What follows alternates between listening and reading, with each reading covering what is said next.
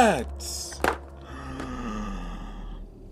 That really hurts my throat. I should not do that. Hello and welcome to a Mortal Kombat X figure review of the PX exclusive Kotal Kahn from, where's the logo? Mezco Toys. I'm looking at the logo. Just so you know. I mean, I know the name and everything. Yes, this is a figure that has been out for a long time. And since Mezco only did 6 figures, they did Scorpion, Raiden, Sub-Zero, Kotal Kahn, Kitana, and Quan Chi. These guys just end up in a lot of bargain bins from what I can tell. So I already got Sub-Zero, Scorpion, Raiden. I decided to just get Kotal Kahn, Kitana, and Quan Chi.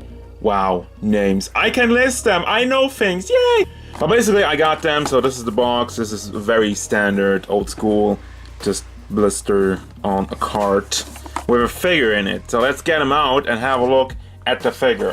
Since this is the PX exclusives, there are a couple of different things about him.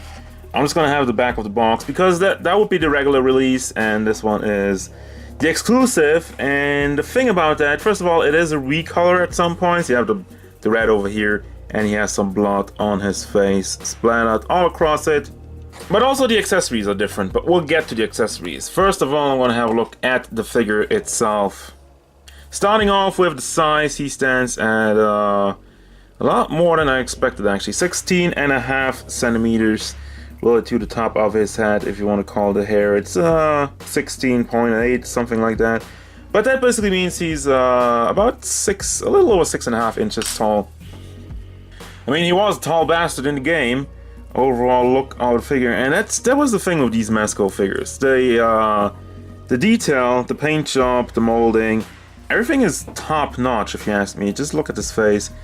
A little bit of blood splatter going on. That is the exclusive once more. And the hair, even like the hair, it is all soft plastic, but there's some paint in there. I don't know if that's completely intentional, but it looks cool and dirty. It might just be some leftover paint from this single white strain. And there is just a lot of shading actually going on all throughout it. The gold looks good. Of course, you have the blood splatters going all over it. And the muscle work. The Mayan, I'm just gonna call it Mayan. He's not really, he looks Mayan inspired, but he's from the Nether Realm. Love the skull over here, always a big fan of that. And just really, it looks super realistic. Also have you seen his skin? Like a worn off, like battle damage kind of theme going on throughout his body, and that looks very cool. It's a very cool effect, basically is what I'm trying to say. And it really fits Mortal Kombat X because that game was dirty. Not only dirty, brutal, but the characters is all like, you know, this is the age of dirt. If the one thing that has been pretty big in fighting game graphics these last couple of years is that your character looks worn after a time in the ring, and Mortal Kombat and overall NetherRealm are doing a very good job at that with Injustice and Mortal Kombat, and even reflecting in their figures. A lot of bone-themed things going on over here, and sandals and the feet, and the articulation, and that's where this guy falls off immediately. I'm just gonna tell you right away. That was the thing. Mezco figures of Mortal Kombat look great, articulated. Well, let's see. First of all, the head rotates around. It is on a big ball, as you can tell, so it goes back and forth, but just a little bit. Look, that's all you get, and it goes side to side. A little bit of wiggle motion. The arm goes up. That's it. You have a hinge over there, but it's just blocked. And the hinge doesn't. If the hinge would go down over here, still, you know, if it would go down further on the shoulder, it would go up higher, but it doesn't. Then we have single hinge in the elbow. You can rotate it around though. I guess it's pegged in there, probably. Then the hand, it's also, yeah, same thing. You have a hinge. It's probably just pegged in so you can bring it back and forth and rotate it all around. Absolutely zero going on in the torso. The crotch part though, down here, there we have something going on. You can bring him back and forth a little bit. Well, it still gets a decent amount, a lot more than I expected. And then we got the legs, which go out. You know, it's not bad. I'm just saying, it always goes out in an angle because it's just on a ball over there. It's a very, very classic design. You can also rotate it around. at the thigh here because you have a thigh swivel, which I didn't even know it's connected to the ball. But you have a thigh swivel and you have single hinge knee. It's the same stuff as the elbow, as you can rotate it around. It is shaped round, so it's basically a ball somehow connected to that. I don't know if that makes any sense. I don't know if you know what I mean, but anyhow, there you got the ball joint over the foot.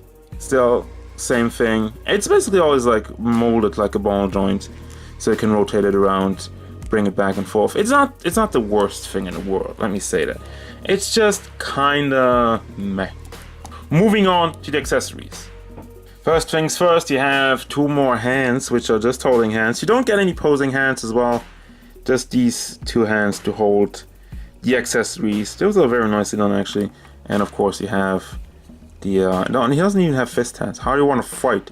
He has 1 more open hand and just a posing hand, and that's it. That's all for hands. Accessories, though, like more, you have a blot. I'm just gonna call it a blot knife because it's completely red and see-through. It's a see-through plastic. That was one of his different forms. You have like 3 forms for all character in the game, every fighting style, and then you have you have a heart. You have a very small heart, and that is just what an accessory. This, unfortunately, it's not. I wish there was a little bit more detail on it. I mean, there's some darker shades, but that's really it. But it's a heart, and it falls down, so he can hold it and squash it and let the blood rain over his face, because he actually does that in the game. Does he also drink it? He might. I don't know. He's kind of like a sick bastard like that. Anyhow, that's all the accessories and everything we got for this guy, and all the time we have for today, guys. But anyhow, final thoughts of this character, of this figure. What do I think? I do recommend them. I don't know why these guys are still hanging out in bargain bins, because they look amazing on the shelf. Posability is not the greatest because the articulation, I mean, it's still decent. You can still get something out of it, but the lack of, I guess, torso articulation is a little bit of a bummer. But basically what I'm saying is these guys clock in at like 20 bucks, 15 to 20 bucks, depending on if you're getting the exclusive or non-exclusive, and the exclusive aren't even that more expensive. It's just a nice little variation that you can go for if you want to, but I mean the regular guys will do just the same job on your shelf. So that's gonna do it. As usual, guys, thank you very much for watching. Don't forget, if you enjoyed this review, feel free to hit it up with a like and maybe subscribe to the channel so you can stay tuned for more figure reviews, gameplay stuff, and whatever Kotal Kahn wants.